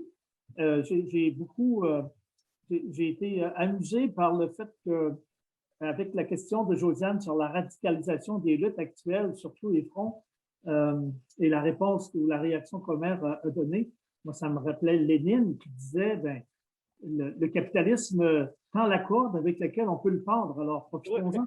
Alors, c'était un peu ça la question que Josiane posait. Écoutez, je vais remercier Omer pour sa présentation, pour ses réponses. Merci aussi aux 3 jeunes chercheurs qui ont, Ida, donc Kavé et Niloufar, qui ont accepté là, donc, de faire une première réaction, poser les premières questions pour lancer le débat, qui était très intéressant et très riche. Merci à tous ceux qui sont intervenus. Et je me permets, avant de redonner la parole pour le mot de la fin à Josiane, de remercier les gens de la chaire qui m'ont invité à faire le modérateur, à agir comme modérateur durant ces 10 séances, durant toute l'année. C'est un grand plaisir, j'ai beaucoup apprécié. Alors donc, merci aux gens de la chaire de m'avoir proposé d'agir comme modérateur durant toute l'année 2020-2021. Oui, un grand merci à tout le monde, hein. Madame Ayoub, Ida, Kevin, Ilou, Yves Couture, Jean-Claude, toute l'équipe, là, si j'ai oublié quelqu'un, merci.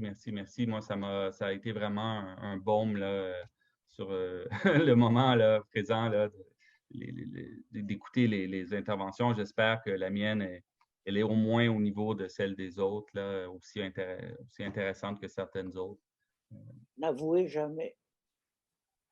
Alors, Josiane, je te redonne la parole pour le mot de la fin, si tu veux bien clore l'ensemble. Je ne suis pas original dans ce mot de la fin. J'ai déjà rappelé le fil conducteur de toutes des interventions. J'en suis très content d'ailleurs et je remercie les conférenciers. J'espère que je vais pouvoir les monter sur le verbatim numéro 8, mais en attendant, c'est vraiment comme un livre virtuel, vous savez, comme ils sont ramassés leur ensemble et ramassés à plusieurs endroits, le Facebook, la chaire, l'IEIM et ce nouveau réseau international français filé, que je signale encore une fois à Marc pour ses cours, parce que je dis, il y a des jeux, des choses philosophiques qui sont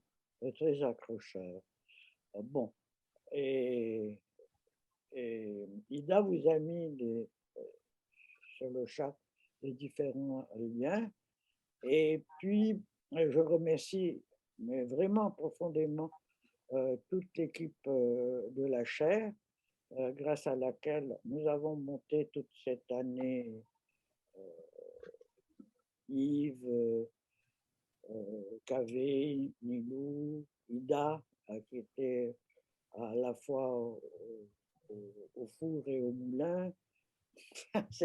C'est magnifique et surtout, comme dirait Platon, notre tuteur des discours, c'est-à-dire notre Jean-Claude Simard, tu as été tellement bon, c'est comme Yves, on va te réclamer si jamais il y a un nouvel épisode, une nouvelle saison. Merci, c'est gentil. Et bon, alors c'est avec nostalgie, mais aussi anticipation qu'on salue l'été, la nouvelle saison. On ne sait pas de quoi elle sera faite encore. Si on va aller comme Lénine à la destruction, voilà, nous employer à la destruction aussi du capitalisme, je ne sais pas. Oui, le 150e de la commune, le 1er mai qui s'en vient, donc c'est... Et l'anniversaire de Mars aussi. Ouais.